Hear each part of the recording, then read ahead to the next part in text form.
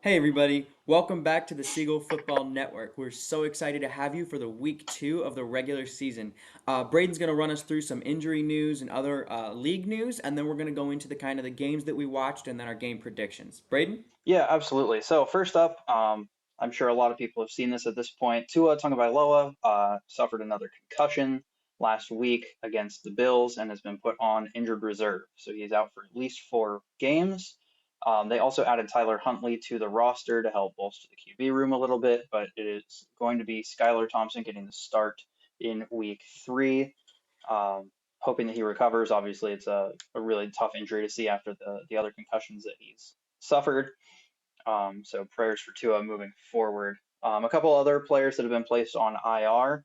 DeForest Buckner, defensive tackle for the Colts, suffered an ankle injury and was placed on IR. Isaiah Pacheco broke his fibula and was placed on IR. And the Chiefs signed running back Kareem Hunt to kind of fill in his Hmm. spot. Cooper Kupp was also injured. He's not expected to be placed on IR. They're saying there's a chance he can return before that window is up, so they're kind of playing that out like that. I just saw this news a couple minutes ago. Denver right tackle Mike McGlinchey got placed on IR. That's a really big one. He's been one of the most consistent Ooh. tackles in the NFL, so we hate to see that. Justin Herbert is also dealing with an ankle injury. He is expected to play, but he was a did not practice today during their practice, so that's one to keep an eye on. And last but not least, CeeDee Lamb also did not practice today. He is also dealing with an ankle injury, though he's expected to be a go against the Ravens this coming week. Ben, which of those do you think are the most impactful injuries, and what do you think are going to be the results of those moving forward? Yeah, it's the season of the ankle injuries, apparently. Um, Yeah, I'll start with obviously the Tua injury. It's horrible to see. I mean, I watched it in person. I was just absolutely. I mean, it was gut wrenching to watch because we watched him 2 years ago. Deal with all of those concussions and everything, and it's one of those things where he's so much better in the pocket when he gets hit, avoiding hitting his head on the ground and things like that. And it was really hard to see that. I mean, he made an in-game decision. He didn't know where the chains were. He was just trying to make sure he got the first down. He put his shoulder down and took the hit. And it's one of those things where are you trying to get the first down or are you going to put your health first? And ultimately, a lot of people say he should have put his health first. I don't necessarily blame him. Obviously, he didn't know where the chains were, but it's just really sad to see. Obviously, it's up to him and his family whether he continues to play in the NFL. Currently, it sounds like he's going to. But yeah, we hope a speedy recovery for him. Obviously, Miami is gonna struggle pretty hard without him. Skylar Thompson hasn't really shown a whole lot in the NFL yet. So yeah, we're not. I'm not so sure about that one. With the Cooper Cup injury, like you said, he's not going on IR. But the Los Angeles Rams are going to struggle without him. They don't have a lot of players on the team that aren't injured or struggling with an ailment right now. They did lose Puka a couple of weeks ago, so now they're running with a lot of backups on the offensive line and in the receiving core. So overall, not very good for them. So those are kind of the two biggest ones for me that really stand out. yeah, for sure. I think it is worth noting with Tua, obviously he's a competitor. He wants to play, and I think the move that got him injured, like you were talking about, kind of points to that mentality. And I think that's exactly why, despite a lot of people saying, maybe he should retire, take the bag, and leave. I think exactly that. He wants to play, he wants to fight, he wants to win. I think he's going to end up returning. Obviously, he has to do a lot more to protect his head, protect his body, and protect his health. But I don't see him calling it quits just yet. Um, so yeah, that one's definitely going to be an impactful injury. Skylar Thompson, he had some flashes in preseason last year, but yeah, against actual NFL defenses, we're going to have to see what he can actually put together. All right, jumping into the notable games from week 2. Ben, why don't you start us off with your first biggest game, notable game from week 2? Yeah, so speaking of, one of the games that I watched personally was Buffalo at Miami. I'll start with Buffalo. Everyone thought that Buffalo, making a bunch of not really ideal cap cuts and changes on their roster would take them down a notch from the competitor that they were, that maybe they didn't have a shot at the Super Bowl. But it really seems like they're completely fine. They seem like they're playing really well. I think quick side note, they did struggle to win the game against Arizona last week, but I think Arizona's play against Los Angeles kind of made Buffalo look a little better. And I really do think Buffalo is still a solid team, obviously. Pulling off the win against a clearly pretty strong Arizona team and then beating Miami, where, I mean, Miami is known for their incredibly long plays, that absurd speed, but they had no answer against Buffalo's secondary, which is a lot of young players, inexperienced players, things like that. They seem to be completely fine. Josh Allen looks like an early season MVP candidate. Genuinely, I mean, he's playing incredible, and so I think Buffalo, don't count them out yet. They look like they could be a Super Bowl contender still, or at least a playoff contender as well. As we talked about with Tua, the doctors seem to say that he's safe. He's going to be safe stepping onto a football field again. They're saying that he's cleared to play if he wants to. Obviously, after he's cleared concussion protocol. A lot of people are calling for his retirement. For me, I agree with you. If he wants to compete, he's going to compete. If he wants to, think about now and not his long term future, on this earth, that's for him to choose. So good for him. I will say a lot of people were saying, "Oh, he should have slid" and all of that. He had a fourth and short. He didn't know whether he crossed that line or not. We see that little yellow line that's kind of superimposed on the field. He doesn't see that. He sees the chains before the play, but then when he looks down, he's just focused on the play. So when he's running, he doesn't know if he's passed it or not. So I don't blame him at all for putting his head down like that. It turned out badly, but we cannot blame Tua and beat up on him for a decision that any football player would make in that situation. I think what we should be focusing on instead is what answers do the Miami Dolphins have now that Tua is out for the time being. Late last week, they signed former Baltimore Pro Bowler Tyler Huntley off of the Baltimore's practice squad, and he is now on the official roster as Skylar Thompson's backup. Skylar Thompson has a little bit of starting experience. He did start the playoff game in 2022 when Tua was out for concussion, so he does have a little bit of experience against regular season NFL defenses. So it'll be a question of whether they trust him to continue starting for the next 4 to however many games. Some other options that I've seen thrown around, I don't really know. I really can't come to a very good answer for you guys, but I'm going to be honest. I think that they're going to stick with Skyler as long as they need to. But some questions that I've seen thrown around are they could sign former Miami Dolphins quarterback Ryan Tannehill. Most recently played for the Tennessee Titans, but he's currently a free agent. I saw some talk that they might be interested in trading for a young quarterback, namely Carolina Panthers quarterback Bryce Young, who was just benched a couple of days ago. Or was that yesterday? I don't think it's going to happen. I think Dave Canales just said today that they're not trading Bryce Young. They want to keep him around, but it also seems like he's definitely not in their long term plans. So it could change. Another option could be they could trade for one of Cleveland's starting three quarterbacks. They've got three on the roster. All three of them have starting experience, starting with Deshaun Watson, who has struggled a little bit in his first couple of years in Cleveland.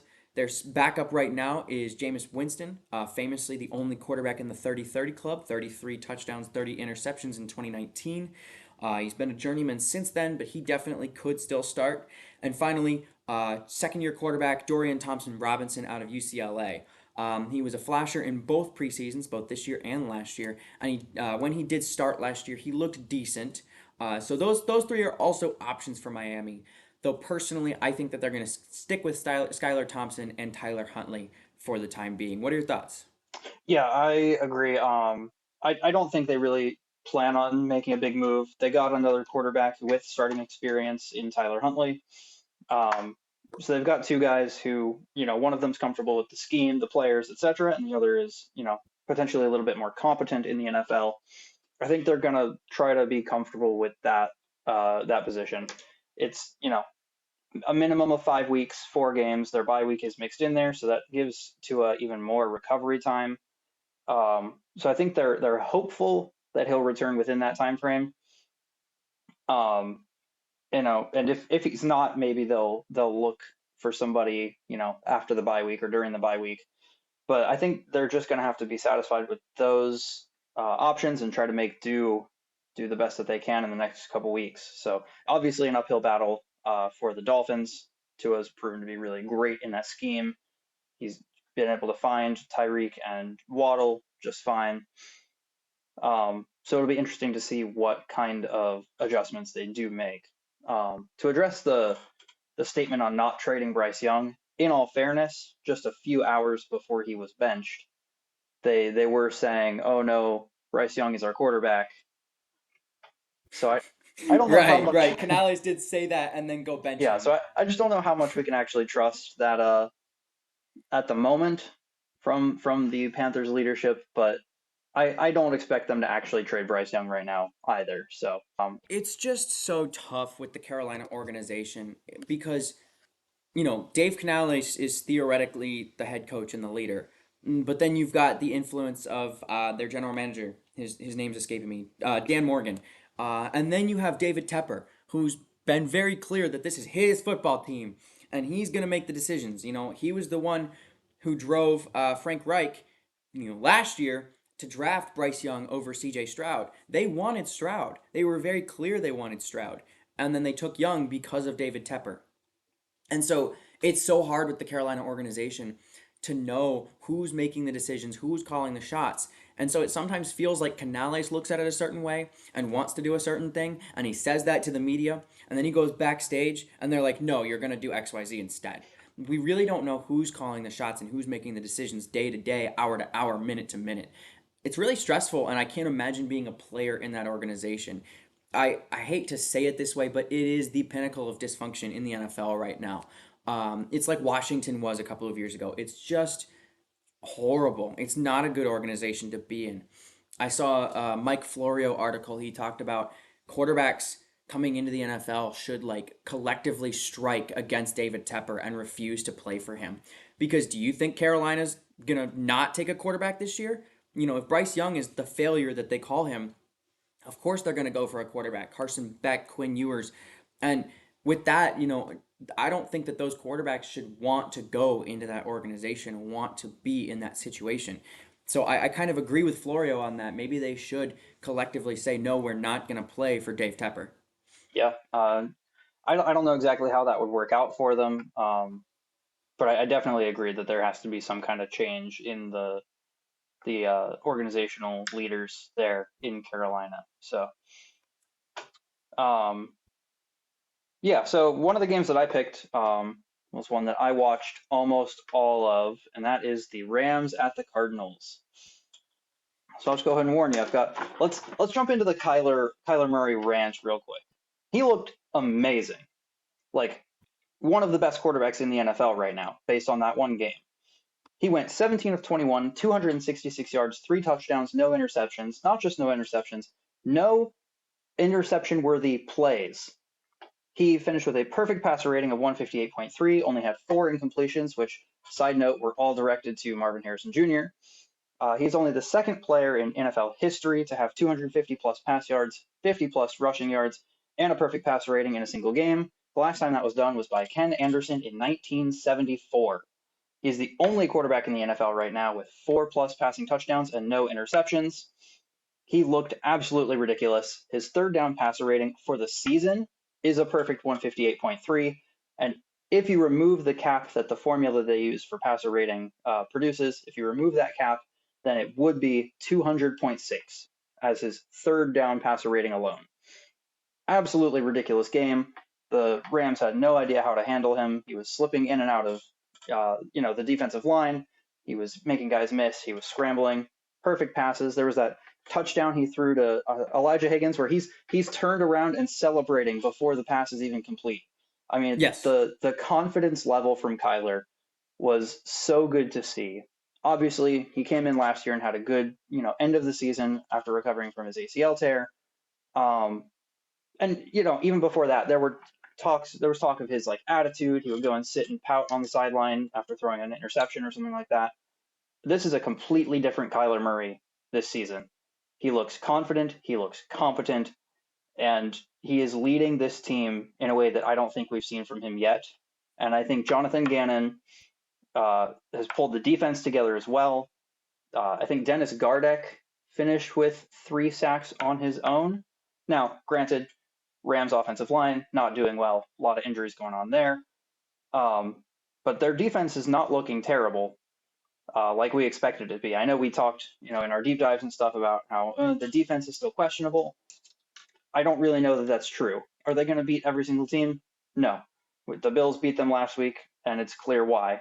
Uh, but the Cardinals' offense has unlocked a new dimension, and I think a lot of that is especially due to Marvin Harrison Jr., who really showed up this game. As for the Rams, their offense is obviously going to be a concern. Their offense is obviously going to be a concern without Kupp and Nakua on the field. That leaves Robinson and goodness, who else at their in the receiving core?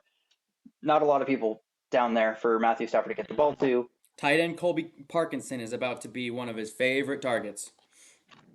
Sure, so we've got Colby Parkinson, who, if it wasn't for the fact that their other tight end, whose name is escaping me, was injured, wouldn't Higby. even be a starter. Higbee. If Tyler Higbee was still starting, I don't know that Parkinson would see the field all that often. And then you've got Robinson and some other guys that they pulled off the streets there in LA. Yeah, they got Tutu It's going to be Atwell. a little bit Tutu Atwell, sure. It's going to be messy. It's going to be ugly. Stafford's going to still be able to get completions because he's Matthew Stafford. Not In to the game mention they're against the missing their two starting tackles. right, and they've had center and guard injuries, I believe, as well. I think they're still starting, but They've been in and out of games. yeah, the O line's a mess. Wide receivers are down. Kyron Williams has looked fine. He scored their only touchdown against the Cardinals on the ground. Um, Stafford only passed for 216 yards. Now, he didn't throw any interceptions, which is what I want to see more of from the Cardinals, is takeaways. They got to get the ball back into the hands of the offense as frequently as possible. Um, but yeah, the Cardinals, I think, absolutely shocked the Rams. I don't know that anybody was really expecting that outcome. I mean, final score 41-10. That looks almost like the Saints and the Panthers last week. So um, Cardinals did a phenomenal job. I'm excited to see what they continue to build and do as they move forward, and very, very excited about this new look Kyler Murray attitude. So, what are your thoughts on that game?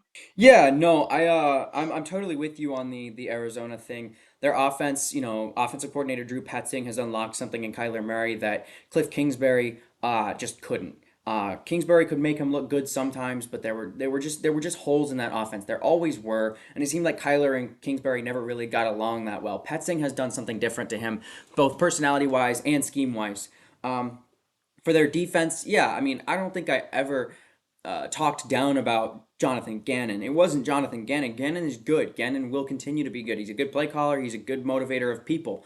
The problem that I have with the Arizona Cardinals defense is their personnel. They have yet to build up a truly reliable defense, right? They've got Dennis Gardeck, that's cool. They've got a couple other players in there that are good, but in terms of size and speed, they're just outmatched by a lot of offenses.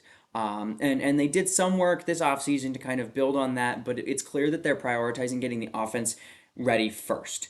Like you said, they're gonna win games. They're gonna be competitive in a lot of games they shouldn't, like the Buffalo game. Nobody expected that kind of thing, but there's still gonna be gaps and stuff like that for Arizona because if they're up against a truly elite offense, they're gonna struggle pretty heavily.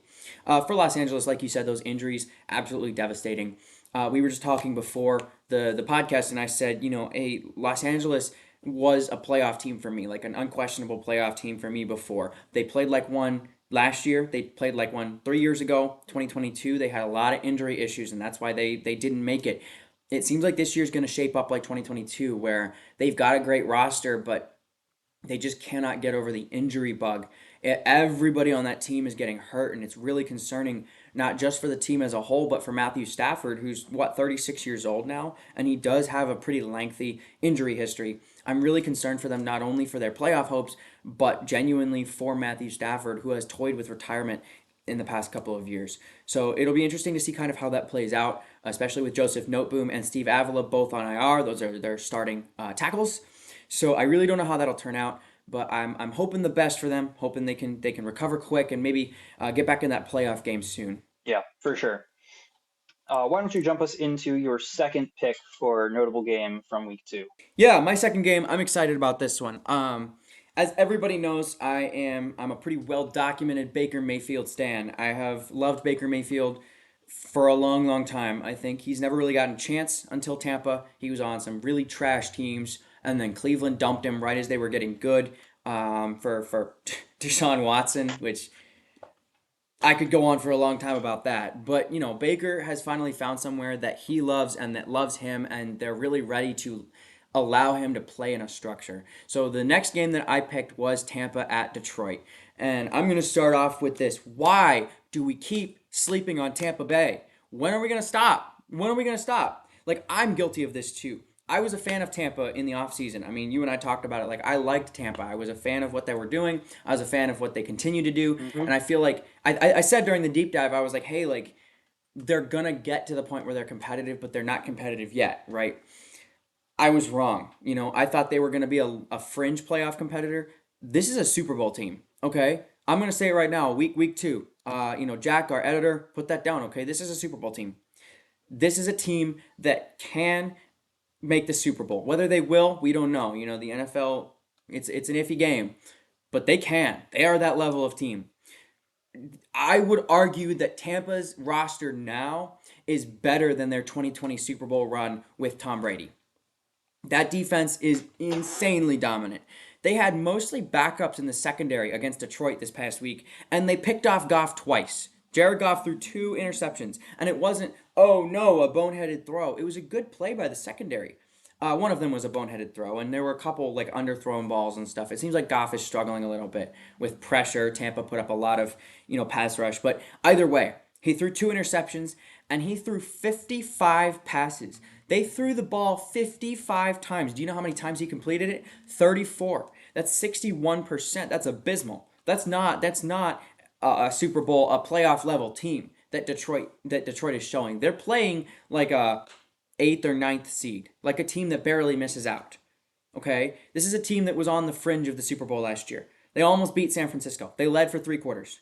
And Tampa outplayed them in all 3 phases of the game. Tampa wrecked Detroit. Don't let that score fool you. They destroyed them. They refused to let Detroit score in the red zone once. Okay? This is a different team. That offense is great. Baker looks great. He's got support that actually is working for him. The last time he was this good was 2020 with the Cleveland Browns when they were on the edge of getting really good again.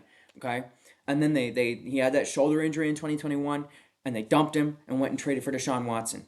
And since then, Deshaun Watson has looked clueless, and Baker went to a team that actually cares, that's actually going to support him, and he is playing out of his mind.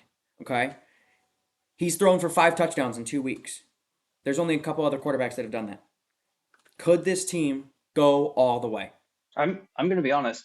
I I'm starting to think that they not just can, but will, right? Because we both had Detroit going to the Super Bowl against the Kansas City Chiefs. If Detroit keeps playing like they Yeah. did on Sunday, they might not even make the playoffs, let alone the Super Bowl. And honestly, I think if they face Tampa again, hmm they don't beat Tampa. Tampa would have to I lose the don't think they game win. to themselves for Detroit to be able to move on. Yeah. Um, Yes. And I'm getting to the point we talked about the completion of the Detroit roster, how complete that roster was, top to bottom. They were just a really well filled team, and I still hold by that. One of their weaknesses that I talked about in the deep dive is that receiver depth. Outside of Amon Ra and Jamison Williams, there's not a lot of players there who are actually worth anything. And as soon as Amon Ra goes down, as soon as Jamison Williams has a rough day, Detroit doesn't really have much. And frankly, after watching 2 weeks straight of Detroit games, I'm getting to the point that I think Goff is part of the problem.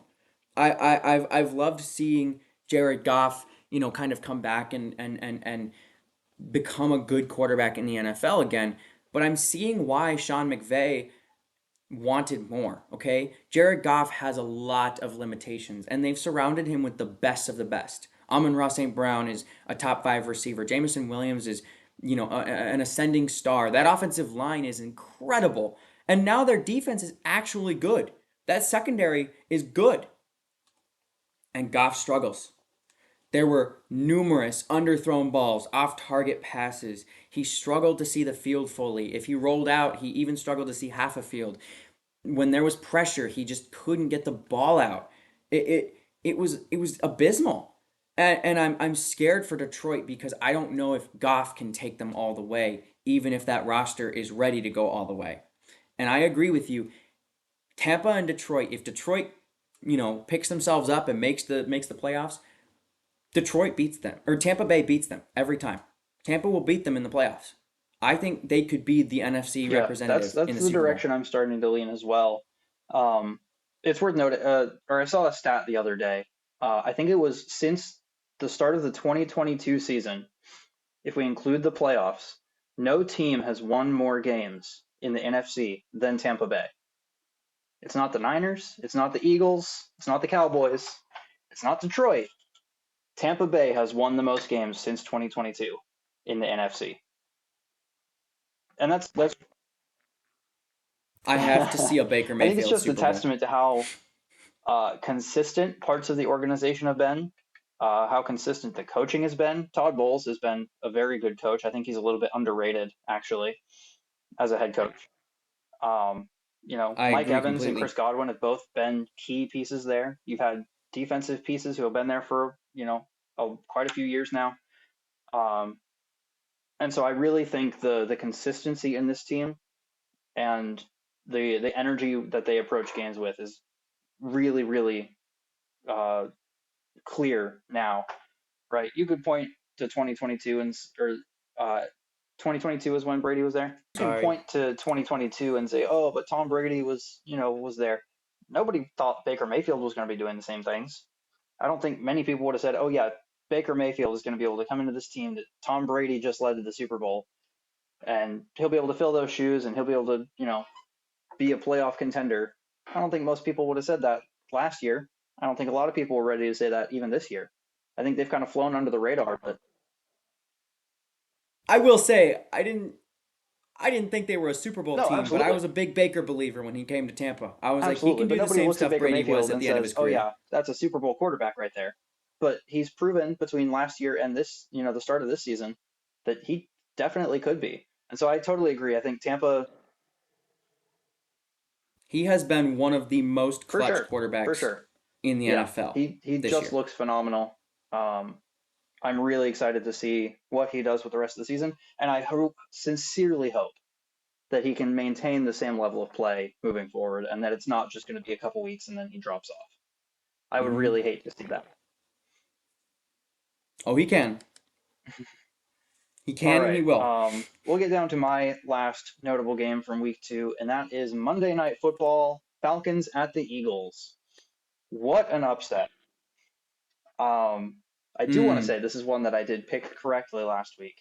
I changed a couple before the games. This was when I left Hey, nobody with asked the you. Falcons winning. And sure enough, Kirk Cousins comes out with a W. I think the Falcons really showed us what they're made of in this game. Obviously, they struggled week 1. Kirk Cousins didn't look balanced, didn't look ready.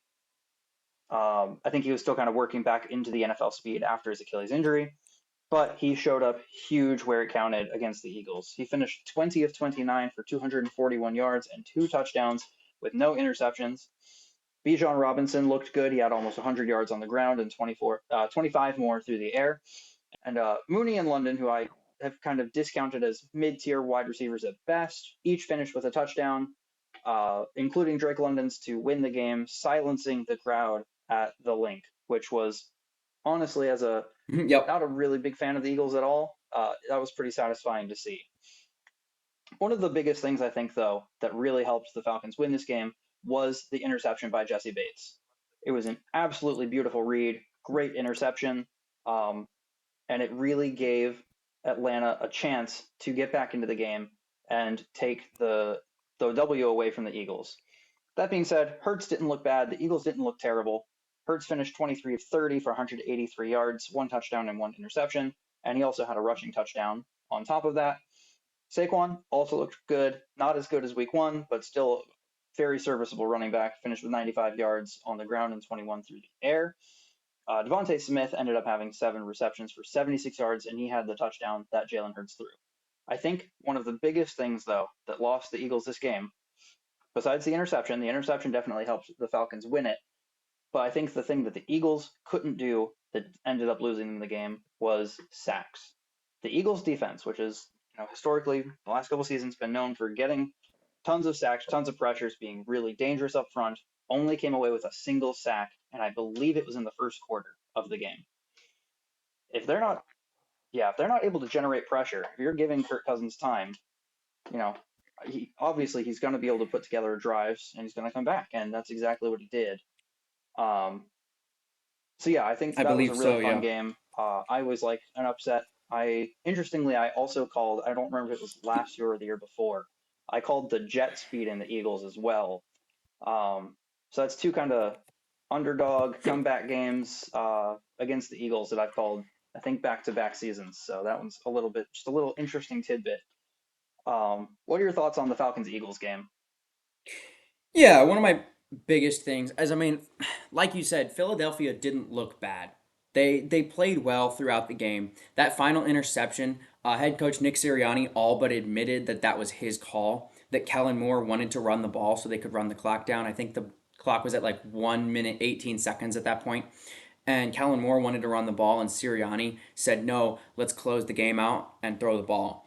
And I think that the more that we watch, the more we see that Sirianni might be holding Philadelphia back. But that's a question for another time. It's week 2. I'm not going to overreact too much. Um, there's all of that to be talked about. But like you said, Philadelphia looked good as a whole. Their defense struggled a little bit. I will say Vic Fangio is not a heavy blitzer. Their defensive coordinator, he does not blitz a lot. So I understand if they're not producing a whole lot of pressure, they're producing just enough pressure and blanketing the field.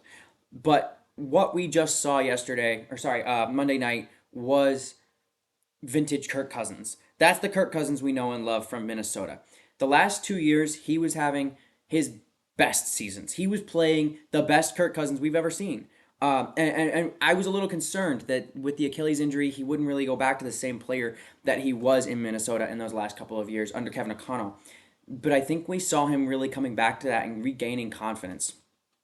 And that last drive, it's not something that's going to go down in the history books, right? We've got those final drives that, people just remember forever and ever. Tom Brady had a couple of those. That final drive against the Atlanta Falcons in the Super Bowl, the final drive, he ran a lot of those. Peyton Manning would do them. But those kinds of drives, not all of them get in the history books. That one right there should be. It was such a good drive. He led the offense like he's been in Zach Robinson's offense there in Atlanta for 10 years. He never had a question what they were running. He never had a clue. He never had any worry about where that ball was going. He knew where it was going to go, and he put the ball exactly where it had to be. They got out of bounds when they needed to get out of bounds, and they kept the clock running just enough that Philadelphia had no chance to respond after that drive. Kirk Cousins is back to being primetime Kirk O'Chains. That's the quarterback we all know and love. And I'm really excited for Atlanta. I remember talking about how, I was like, oh, their defense is underrated. I think their offense is like okay. Their offense is good. Atlanta could make some noise. And as somebody who we were just talking about how great Tampa's going to be, it'll be interesting to see Tampa versus Atlanta down the road, for sure. Yeah, absolutely. Speaking of, you mentioned history books. There's a there was an NFL record that has been set and is still being set so far by the rookies, the rookie quarterbacks this season. 6 of them were drafted in the first 12 picks, right? Obviously, that was a big deal. They have That not was yet. history. That was history on its own. Yeah, they have not yet thrown a single touchdown pass on Yep. 196 total passes and counting. Um, Yep. so let's just let's put this out here. Who do you think is going to be the first rookie quarterback this season to throw a touchdown pass? Jaden Daniels. Jaden Daniels.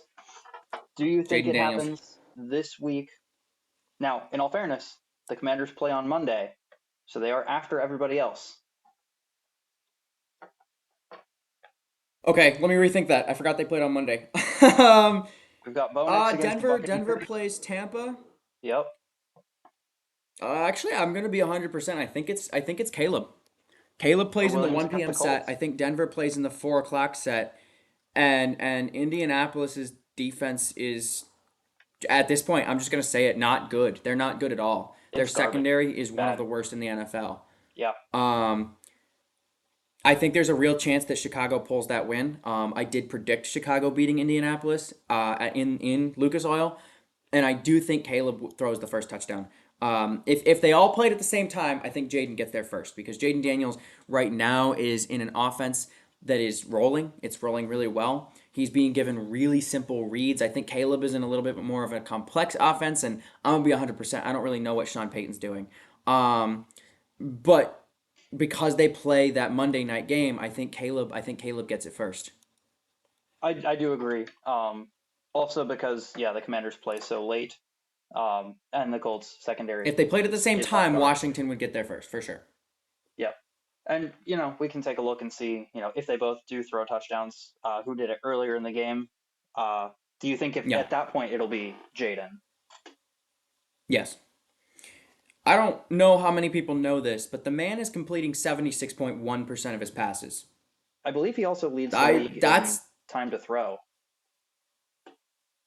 I don't know for sure on that. I mean, it wouldn't surprise me. It's a Cliff Kingsbury offense. He hates it when his quarterbacks hold the ball for too long. It would make sense to me. But Jaden Daniels, like we talked about, he's got the highest floor. Like we've talked about, Caleb's got that highest ceiling. Caleb could become an absolute legend, but Jaden Daniels is starting from a much higher starting floor, and he has the opportunity to make the most noise early in his career. I think we've already kind of really exhausted that topic, so it doesn't surprise me that Jaden is doing well early.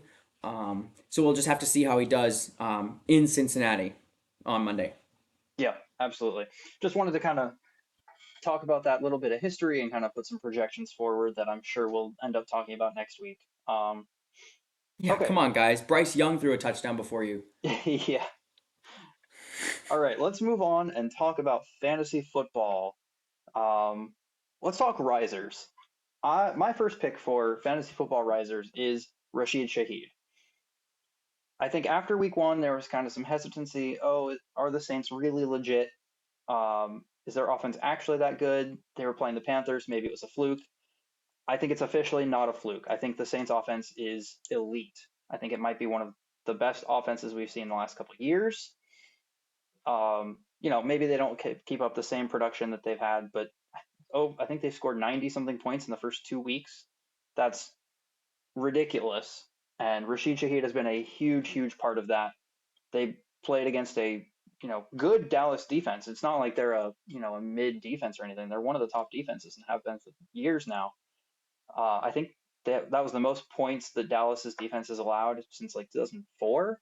I think is what the stat was. Well, it was also the first time in over 2 years. It was 2 years and 1 week to the day Mm-hmm. that Dallas lost at home. They've Yep. never lost at home in that 2 years and 1 week period, and they just lost this past week at home. Yeah. Absolutely ridiculous what the Saints were able to do. I'm loving what Rashid Shaheed is doing, and I think he's going to keep that up. And so if fantasy football, if he's still available, you should be dropping that waiver wire in immediately. Get that man on your roster. Um, I've had him on my bench in one of my leagues for 2 weeks now. I'm not going to make that mistake again. I'm going to be starting Rashid Shaheed moving forward. Who do you have Sounds for good. yeah? Who do you have for your first riser for fantasy football? Yeah, I'll actually roll with you on the New Orleans hype train. I'm still not 100% sold on them in terms of actual NFL success. I don't know kind of what they're going to look like the rest of the season because that offense has been insanely explosive. Yeah, really, really good. Clint Kubiak's done a really good job with them, but I just don't know what the rest of the season is going to look like for them. But in terms of fantasy, New Orleans quarterback Derek Carr, after week one, a lot of people wrote them off. They were like, oh, it was a Panthers game. Of course they're going to score 47 points. But they continue to be dominant. They were dominant against the top five defense on paper, just like you just said. Many people attribute Derek Carr's success to his weapons. Okay, I get it. I get it. Derek Carr, it's not like he's been an elite quarterback his entire career. I understand that. But regardless of who's doing the work, who's actually putting in the effort to get the yards and the points that they are, Carr benefits from the fantasy points. So that does make him incredibly valuable for fantasy. So I definitely would go pick him up if he was available in my leagues, and you guys should do the same. Yeah, for sure. My As for my second riser, Yeah. I've got Los Angeles Rams wide receiver Demarcus Robinson. This one is more of a necessity riser than a wow, he's doing super, super great riser. The Rams, like we talked about, lost Puka Nakua, and now they've got Cooper Kupp out, at least for a week or two. Demarcus Robinson is a journeyman receiver. He was drafted by the Chiefs, played a little bit for the Ravens, and now he's with the Rams. He's never really been a full time starter on offense, but with Puka's absence, he became the easy number two target. And now Cooper Kupp, like we talked about, now he's the easy number one target. He is the number one receiver on that roster, on that depth chart. This does open the door for Robinson to start putting up a lot of points. He's going to be a high volume player because the Los Angeles Rams do pass a lot, and it's not like they've ever hesitated if they have a less than elite receiver before. They just force feed the ball to him. So I think that Robinson is going to be good, especially in PPR leagues. So if he's available, he's worth a flex start in my opinion. Yeah, that makes a lot of sense. My other riser that I picked is also a wide receiver. This one might be a little bit more controversial, but hear me out on it. I picked Los Angeles Chargers receiver Quentin Johnston. He's coming off of a 2 touchdown week. It was a solid performance, and a lot of people might think, oh, he's been really terrible. He didn't look good week 1. Here's the thing. I heard a lot of hype from their training camp about the connection between Herbert and Johnston. Enough that I ended up drafting Quentin Johnston in the last round in one of the fantasy leagues that I'm in. And a couple of people kind of poked fun, oh, he's going to be terrible, so and so. I ended up dropping him after week 1. I did. I poked fun. Yeah, you and a couple other people were like, oh, really? You got Quentin Johnston? What are you thinking here? Uh, I was just like, oh, it's my last pick. I heard some good hype. I'll just take a chance on him. Ended up dropping him after week 1. I do regret it a little bit. There's a chance that I could have had him on my roster week 2, gotten those points. Would I have started him? Probably not.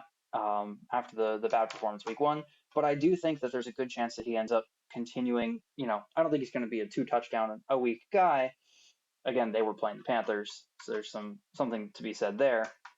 But he was beating J.C. Horn on his routes. He went up in target share. I think he was sitting at like 84% of the routes that were available. He was on the field for. It was something along those lines. His value is going up, and I think he could be someone to stash. And if he continues on, a good trajectory, I think Obviously, he we've could. talked about it before, and I'll mention it again. The Chargers are a run first offense, and that's why I'm a little nervous about taking a receiver in the Chargers offense or even playing Justin Herbert. But, the amount of target share that he's getting, it's worth remembering he was a first round pick, and he was a first round pick for a reason, right? So if Harbaugh recognizes that and Herbert's really getting that connection, then the passes that they do attempt, most of them are going to go to Johnston. So he could be very much worth a rotational flex play in a lot of fantasy leagues. So just keep that in mind. I do agree with you on that. All right, let's jump now into the fallers. My first one might sound a little bit odd, and it's not a player that we should panic on. Don't pull the plug just yet. He's only a faller because he did score fewer points than I would have expected this week, and that is wide receiver Yeah. Mike Evans. Obviously, he had a great outing week 1, pulled in 2 touchdowns. Week 2, not so much, kind of held in check by the Detroit defense, which, in all fairness, is a solid defense. They've got a good secondary. Um, I'm not going to pretend like it's, oh, Mike Evans is falling apart. Oh, he's regressing. No, no, no. He just went down in some points. I think, maybe he would be kind of a good buy low player, buy medium. He's definitely not buy high at the moment. Um, but there's a good chance you could trade something, that's maybe not as good if people don't recognize the fact that he's definitely going to bounce back. He's going to have a good season. So he is a faller, but I think he's going to bounce back. I think he's going to be just fine. So nobody should panic or pull the plug yet. Yeah, I agree. I agree. I'm a big Mike Evans believer. I'm a Tampa believer. I think I've ranted enough about that one. Um, Hmm. Mine is a little Yeah. bit more. Absolutely do make a move on this one. That is Jacksonville tight end Evan Ingram. I am guilty of drafting Evan Ingram. He was a tight end who had 100 targets in 2023, And 100 targets is nothing to sneeze at when it's a tight end, okay? That's a lot of targets. That's incredible for PPR leagues. It's a rare find. But Jacksonville's offense has struggled immensely, and I don't see that getting any better. Based off of these past 2 weeks and based off of how they performed the last 8 weeks of the 2023 season, I don't know if we can trust Press Taylor, the offensive coordinator, to call plays, or Trevor Lawrence to get the ball out accurately because of his pressure, or even Evan Engram to catch it. Not to mention that he was out last week and is questionable this week. I don't think he's trustable at this point. Go pick up Colby Parkinson. He got a lot of targets. He's going to continue to get a lot of targets, in Los Angeles. Go pick up Hunter Henry. I think he just had like 11 catches or something like that. It was wild. Evan Engram is not it. He's not going to be playing well, and his fantasy points are going to reflect that. Yeah, for sure. I picked a tight end for my second faller, and I kind of predicted this one a little bit last week, and that is tight end for the Baltimore Ravens, Isaiah Likely. Obviously, had a phenomenal outing week one, looked amazing. I think a lot of people kind of saw that, jumped on it, waiver wires everywhere. I think probably everybody put in some kind of claim on him. This week, he only managed to accumulate 4.6 points. Just not good. I think things are starting to go back to normal in the Baltimore tight end room. And I think a lot of it is because of what I talked about last week, where the Chiefs were covering Mark Andrews really, really well, kind of forcing Lamar to go elsewhere with the ball, and Isaiah Likely is the next best thing out there. But I think as they play different teams who are a little bit less prepared for Mark Andrews, I think he's going to become sort of the primary target for them again. So I don't expect Isaiah Likely to hit that week one mark really again. I don't think he's going to be as low as 4.6 all the time. I think he definitely will score some touchdowns here and there. But I wouldn't expect him to continue at the same rate that he was hitting on in week one. What are your thoughts on who's your second faller? Yeah, I agree. I will say you called it. I thought Isaiah Likely was going to start out snapping Mark Andrews pretty quickly, but it's clear you're correct that Baltimore's kind of pretty much sold on who their starter is, and they're going to let Isaiah Likely kind of just fit into the role that he needs to fit in. So yeah, you were right on that one. I was wrong. So congrats on that one. Mine is something that we've kind of already talked about a decent amount, and that is Miami Dolphins quarterback Tua Yeah. Tagovailoa. Unfortunately, bad news. Tua continues to deal with concussions. Um, the sadness and the unfortunate part aside, it is a bad fantasy outlook. He is out for the at least the next 4 weeks, potentially more. If he does come back after that, there isn't any guarantee that he'll look the same. He struggled mightily in 2022 after his concussions. And so, the unfortunate reality, additionally, of being concussed repeatedly is it becomes increasingly easier to be reconcussed. So even if he comes back and plays well, Tua continues to be a risk on a roster due to his high injury possibility. Football is a physical sport, and he is prone to concussions. So that's never necessarily a good outlook. So be careful rostering Tua even if and when he does come back in Yeah, 2024. absolutely. Um, yeah, so kind of I don't know if you want to talk about your how your leagues are going again this week. I know No, I'm good. I am. at the end of last week I My leagues was are 2 and rough. 0 in my three leagues. I had a bye week in one of them in week one. After the end of week two, I'm currently sitting at 5 and 0, so feeling pretty good. Looking forward to my next three matchups. That's going to be a fun time, and you guys will get to hear about that update next week. For now, we'll jump into our last segment here, which is the game picks. So both of us went 6 and 10 this past week. Early games kind of got us. It was I awful. changed a couple of my picks from what I said in the video last week, mostly to my detriment. I picked the Saints. I switched it to the Cowboys. That one didn't go my way. I had picked the Jets. I switched it to the Titans. That one didn't go my way. I had originally picked the Buccaneers and switched it before recording last week's video um, to the Lions, and that didn't end up going my way. So made a couple mistakes. Should have stuck with my gut. So we are both currently sitting at 18 and 14 on the season. Let's jump into our picks for week 3 in the NFL. Starting off with Patriots at Jets. Who you got? I got the Jets. I think the Patriots have played some really good ball. They keep leaning on that run game. They ran the ball like Hmm. 50 times Yep, last week. It was absurd.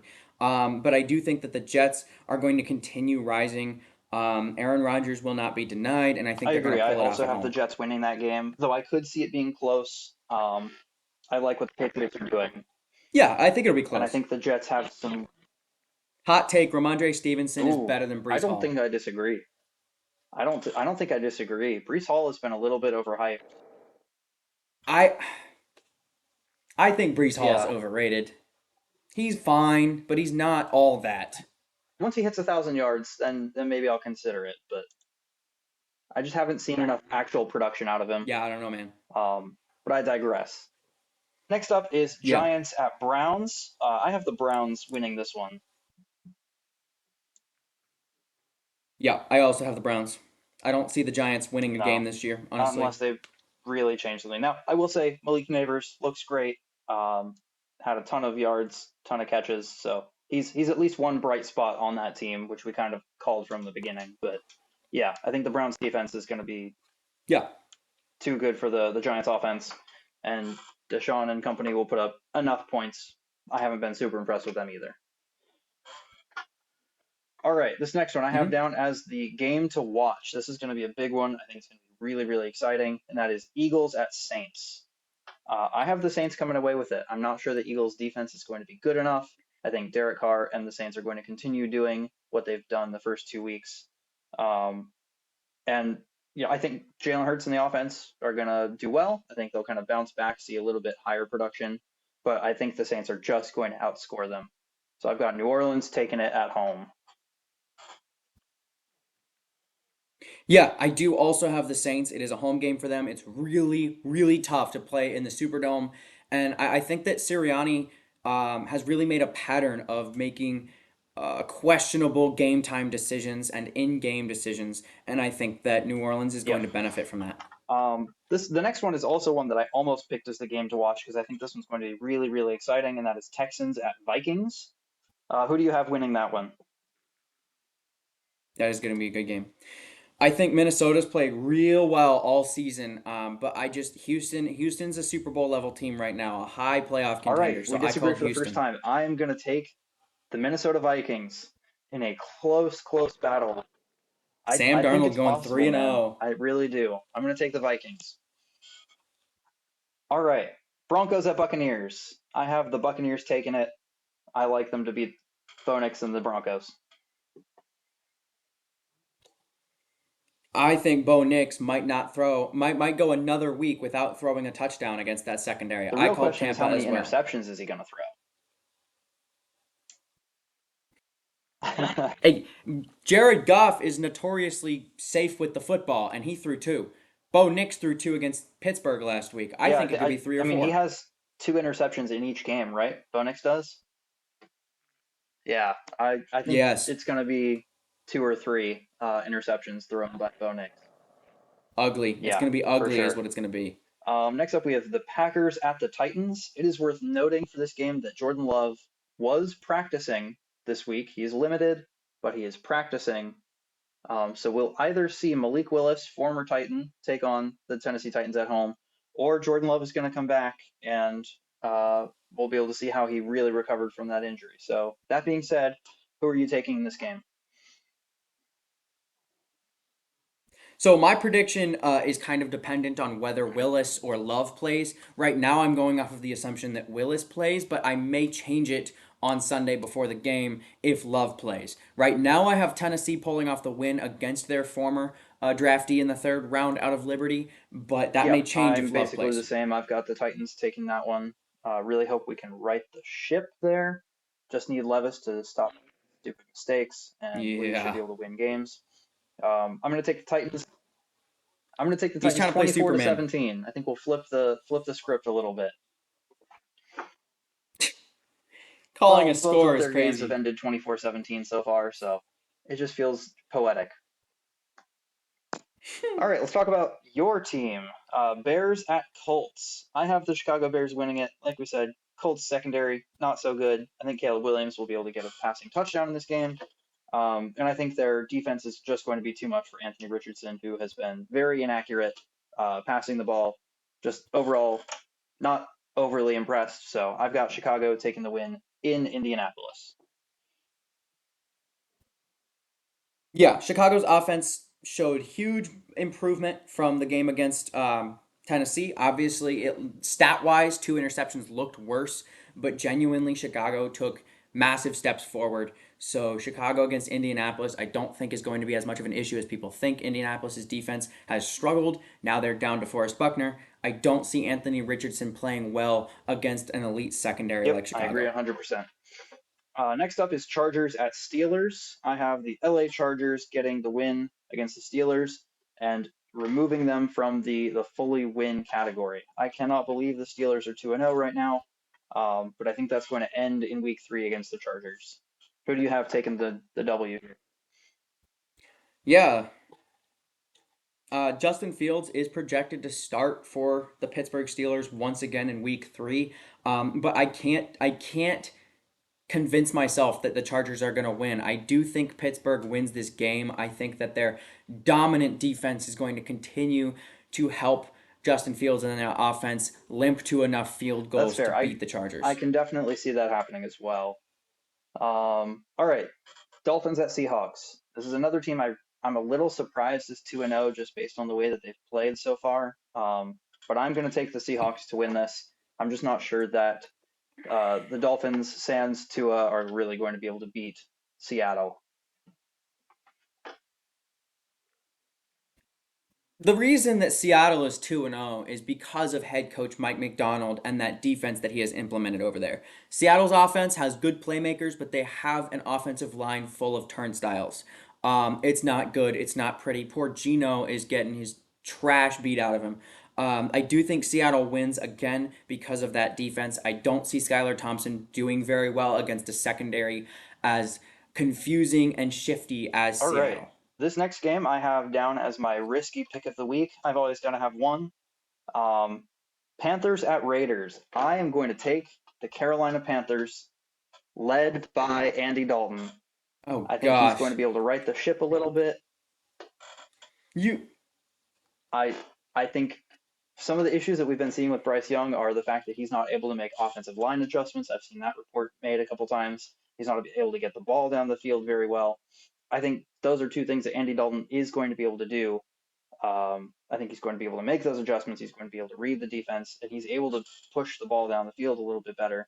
And he's got solid receivers. He's got a solid running back. I really like, um, the opportunity that he's going to be able to have. And I really think that this is going to be a kind of a don't break moment for the Carolina Panthers. This is going to be if they lose this game, their season might be done right out of the gate. Um, and I had to have a risky pick, so I'm going to take the Carolina Panthers beating the Las Vegas Raiders. You and I had this conversation on Monday, actually, before the Bryce Young benching. We were like, if Andy Dalton plays, the Panthers Mm-hmm. could actually be like a 6-win team. And I completely agree with that. Andy Dalton has been a journeyman backup since he left Cincinnati after the 2019 season. He was a Dallas Cowboy for 2020. He was a Chicago Bear in 2021, and he was a New Orleans Saint in 2022, and then he's been with the Panthers in 23 and 24. But every time he's started, he's done well. He throws for like 350 yards and 2 touchdowns. Like he is still a solid starter in this league. However, Las Vegas is on a hot streak. They've been playing incredibly well. Gardner Minshew is genuinely looking like a good quarterback, not just a spot starter for the first time in his career. I think Antonio Pierce is going to keep this team really well oiled and motivated. I think Las Vegas does pull off the win, but I see Carolina, led by Andy Dalton, pulling off a couple of All wins right, we'll see later how down that the one. line. We'll see how that plays out. Next up on the list is 49ers at Rams. Unfortunately, I have the Rams just not really able to put much together. Obviously, we've talked quite a bit today about their injuries. I think that one's going to go to the 49ers, despite the injuries that they have on their roster right now, including Deebo Samuel. But I think that's actually just going to help Brandon Ayuk get back to his form. So I have the 49ers winning this one in LA.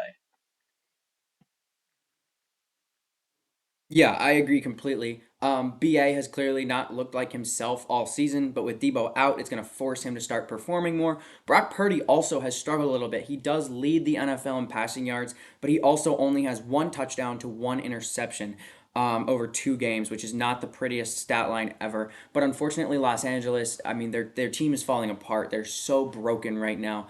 And San Francisco does still have a dominant defense, so I I see think the you mean it's 49ers not pulling the this off. prettiest stat line. All right. Moving on, All we right, bud. have All right, the bud. Detroit Lions at the Arizona Cardinals. This one's kind of tough for me. I really want to pick the Cardinals after the week that they had last week. It was really awesome. I do think the Lions are going to bounce back a little bit and take the win from the Cardinals in Arizona. So I have the Detroit Lions winning this game. I am completely with you. As much as I ranted about my worries about Goff, I think that Arizona's defense isn't strong enough yet to maintain against Detroit's offense. Detroit's offense is still very creative, very good. It's hard to beat. So I think that it's going to be a shootout, and I think Goff still may struggle, but I think they do Next pull up, off we the win. have Ravens at Cowboys. Um, this one also might be a little bit controversial. I have the Ravens going 0-3 to start the season and losing against the Cowboys in Dallas. I don't think the Cowboys are very happy about losing a home game. I think they're going to strike back. They're going to make the adjustments necessary. And I just honestly haven't been super impressed with what I've seen from the Ravens so far as a whole.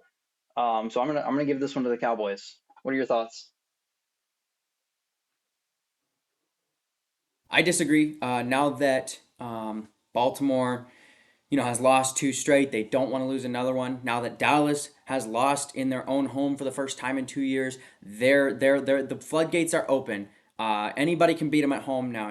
It's an easy game now. All So I think right. Baltimore does pull off the win there. Next up, we have the Kansas City Chiefs at the Atlanta Falcons. As much as I love what the Falcons did this week, I think Mahomes is going to keep rolling and take the win in Atlanta against the Falcons. Who do you have? I agree. I agree. I am a big Kirk Cousins fan. I'm so happy to see him back. He's got a bunch of weapons. Their defense is strong, but I won't bet against the Chiefs. Yep, I I agree can't bet against the 100%. Chiefs.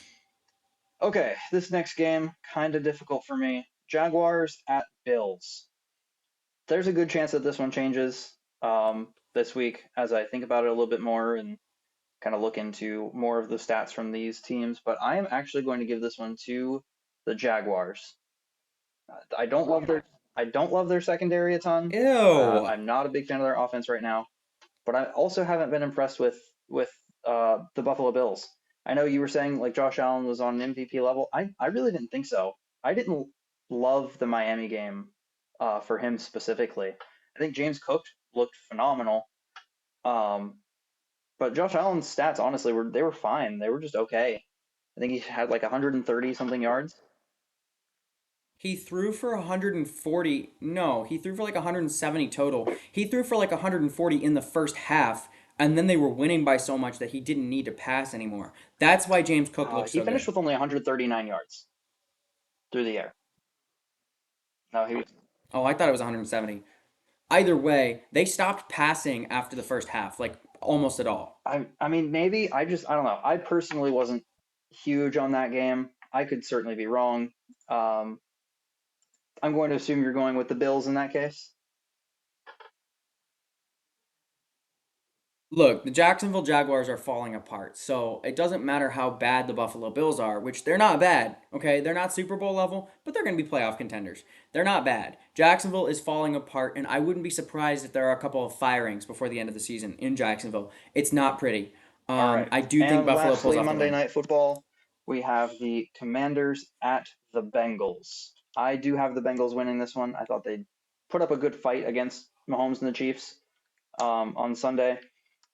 Uh, and yeah, I just don't know that the Commanders are fully ready to win that game. So I do have the Bengals taking that one. Though, like we talked about, I do think Jaden Daniels will throw his first NFL touchdown against the Bengals on Monday. Yeah, Cincinnati did struggle in week one against the Patriots, but in week two, I did watch that game. They looked a whole lot more back to themselves as the Bengals that we know and love. Obviously, though, it was the Chiefs, so I'm not entirely surprised that they lost that game. It was down to the buzzer. It was a very close game. I just don't think Washington has the firepower to face the Cincinnati Bengals Yep, at their I full agree. power right now. All right, so we only disagreed on a You couple ready to take us games home? there. So it'll be really, really interesting to see what happens, and we will update our current standings next week.